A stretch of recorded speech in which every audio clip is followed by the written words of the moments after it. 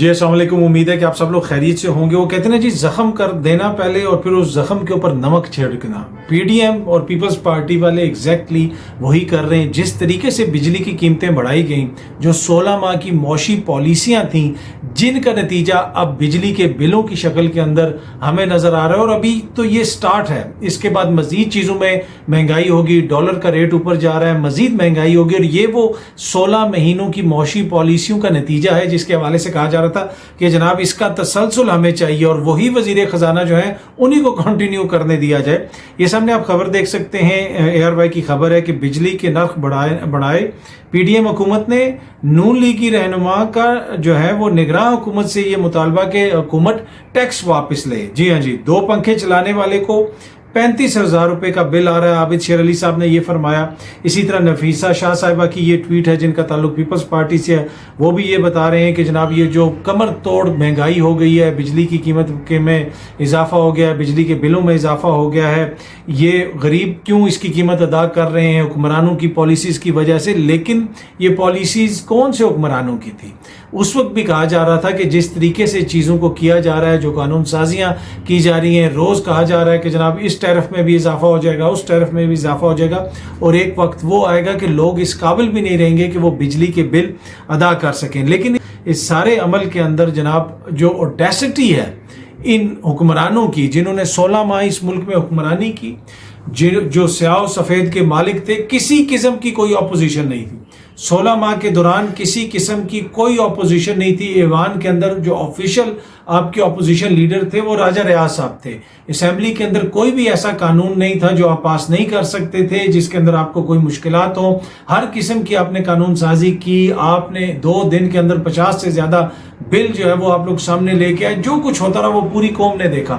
लेकिन उसका नतीजा क्या निकला? उसका नतीजा ये निकला कि जो भी बिजली के बिल हैं वो आ रहे हैं, जिस तेजी से आ रहे हैं और जिस तेजी से उनमें इजाफा हो रहा है वो पूरी कौम देख रही है। तो ये कोई नहीं कह सकता कि जनाब बड़ी सख्त ऑपोजिशन थी तो हम ये नहीं कर सके, हम वो नहीं कर सके। ये तमाम तर चीजें वो हैं जो इन लोगों ने अपनी मर्जी से की। और उसके बाद फिर अगेन वो 80 और 90 की सियासत का मैंने पिछली वीडियो के अंदर भी जिक्र किया था कि अभी भी वहां पे फंसे हुए। अवाम के शऊर की इतनी तौहीन कि ये कह रहे हैं कि जी निगरान हुकूमत, काकड़ साहब की हुकूमत जो है वो इसके ऊपर नोटिस ले और काकड़ साहब की हुकूमत ये टैक्स वापस ले। भाई काकड़ साहब की हुकूमत ने तो कोई टैक्स नहीं लगाया, ये तो सब कुछ आप करके गए हैं। और काकड़ साहब की हुकूमत को एक्स्ट्रा जो है वो आप इख्तियारात भी दे के गए हैं, कानून साजी भी उसके लिए करके गए हैं। और दूसरी बात यह है कि ये जो बिजली के बिल आ रहे हैं, जहां पे एक तरफ आम बंदे की ये हालत है, लेकिन अशराफिया इससे मुतासिर नहीं होता। पाकिस्तान के अंदर इंपॉर्टेंट चीज ये है कि जहां पे आम बंदा महंगाई से मुतासिर होता है, अशराफिया उससे मुतासिर नहीं होता। जो मुराद याफ्ता तबका वो उससे मुतासिर नहीं होता। हामिद मीर साहब सीनियर सहाफ़ी हैं, उन्होंने भी ये ट्वीट की हुई है। वो लिखते हैं अपनी ट्वीट के अंदर, ये वापडा के एक मुलाजिम का बिल है जिसने 1200 यूनिट इस्तेमाल की। जी हाँ जी, 1200 यूनिट बिजली इस्तेमाल की और बिल सिर्फ 716 रुपए आया। और इन वापडा और डेस्को वालों के बिलों का बोझ भी महंगाई के मारे अवाम उठा रहे हैं। उनको दी जाने वाली सब्सिडी कब बंद होगी? आपको याद होगा एक क्लिप बड़ा वायरल हुआ था। वो एक लड़की किसी प्रोग्राम में बैठी हुई थी, खातून, और वो ये फरमा रही थी कि पहले मैं इमरान खान के साथ थी, PTI के साथ थी, लेकिन जब उनकी हुकूमत आई तो उन्होंने, मेरे बाबा जो है वो किसी सरकारी महकमे में, हमें जो है मुफ्त बिजली मिलती थी, वो मुफ्त बिजली उन्होंने बंद कर दी, तो अब मैं उनके साथ नहीं, मैं उनको सपोर्ट नहीं करती हूँ। तो देखें ये जो है, ये लोग पता नहीं किसको सपोर्ट करते हैं, पर इनको अभी तक मुफ्त बिजली मिल रही है, ये वापडा के लोगों को। और इसके साथ साथ एलीट जो है आपकी, जो बड़े बड़े अफसरान हैं, जो बड़े बड़े ओहदों पे बैठे हैं, उन सब के तो उसके अंदर होता है कि जनाब बिजली भी मुफ्त है, ये चीज़ भी मुफ्त है, या उसके लिए इतना अलाउंस मिल रहा है। ये सामने जंग की खबर भी है। अवाम के भारी टैक्सेस से अशराफिया को मुफ्त बिजली और दीगर मराद देने के मजे, ठीक है।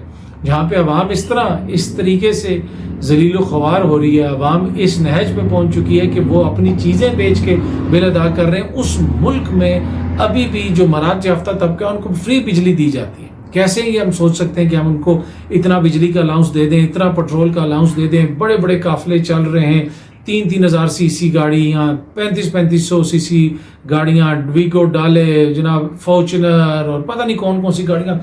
ऐसे प्रोटोकॉल जा रहा होता है कि लगता है ऐसे है कि जैसे हम दुनिया का कोई सबसे आसूदा मुल्क है। मैंने पहले भी एक दफ़ा अपने व्लॉग के अंदर अर्ज किया था कि मुझे तकरीबन 2 दहाई से ज़्यादा हो गया बरतानिया में रहते हुए और यूरोप में रहते हुए मुख्तलिफ ममालिक के अंदर 23 साल से ज़्यादा का अरसा हो गया तकरीबन, लेकिन आज तक मैंने वहाँ पे इस तरह का प्रोटोकॉल नहीं देखा। मुझे नहीं पता कि जी लंदन का कमिश्नर कौन है, मैड्रिड का एसी कौन है, या बार्सिलोना का मजिस्ट्रेट कौन है, या मैनचेस्टर का कमिश्नर कौन है, उसका कमिश्नर हाउस के कौन सा है, हमने आज तक नहीं देखा।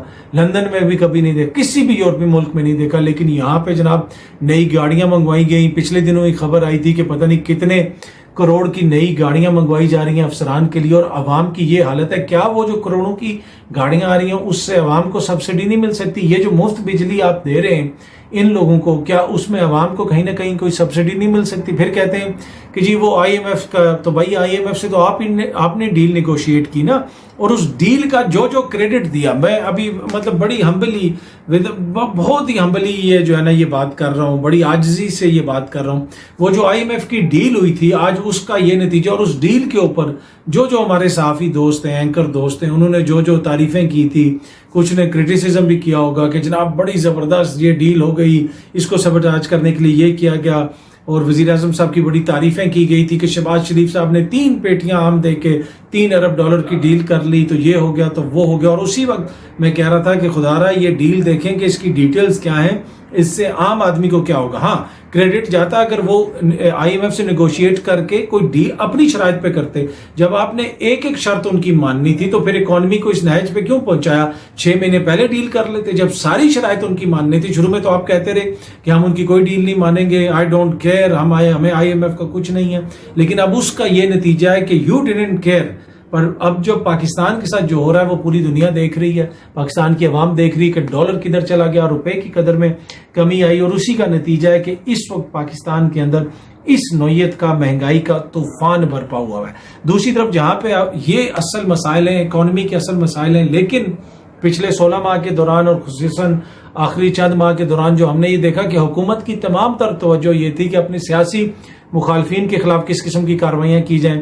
अब साइफर के मामले के ऊपर भी इमरान खान साहब के ऊपर मजीद जो है कार्रवाई होगी, उसमें उनसे कोई तफ्तीश वगैरह भी हुई है, दीगर मामलात में भी मुकदमा चलाए जा रहे हैं। क्या ये पाकिस्तान का मसला है?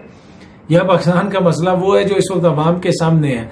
और अब जो अवाम एहतजाज कर रही है वो किसी लीडर के साथ भी नहीं, वो अपने घर में जो उनकी हालत हो चुकी है, खाने के लाले पड़े में, इसलिए अवाम जो है वो बाहर आ रही है और बाहर आके एहतजाज कर रही है। बाकी इमरान खान साहब की बहन ने गुज़िश्ता रोज भी ये कहा कि इमरान खान को कई बार मुल्क छोड़ने का कहा गया, लेकिन वो नार कर रहे हैं, वो मुल्क छोड़ के नहीं जा रहे। अलीमा खान साहिबा ने ये कहा, और ये पहले भी खबरें आती रही कि उनको इस तरह की ऑफर्स आती नहीं है कि आप मुल्क को छोड़ के चले जाएं, ये इधर चले जाएं, उधर चले जाएं, सियासत से किनारा कशी कर लें, इस बंदे को जमात दे दें। और मैंने आपको खबर दी थी उस वक्त भी कि इमरान खान किसी एक बंदे को पाकिस्तान तहरीक इंसाफ नहीं देगा जब तक वो जिस तरह वो खुद ही कहते हैं कि मैं जिंदा हूं, मैं किसी के हवाले नहीं करूंगा, मैं ना यहाँ से जाऊंगा। अब देखते हैं आने वाले दिनों में चीजें आगे किस तरफ जाती हैं। लेकिन अगर इन मामलात के बजाय इस चीज के ऊपर आउटरीच होती, इस चीज के ऊपर मीडिया भी आउटरीच दिखाए कि किस तरीके से आम पाकिस्तानियों के साथ क्या सलूक किया जा रहा है, महंगाई किस तरह उनको मार रही है, अगर ये हमारा टॉप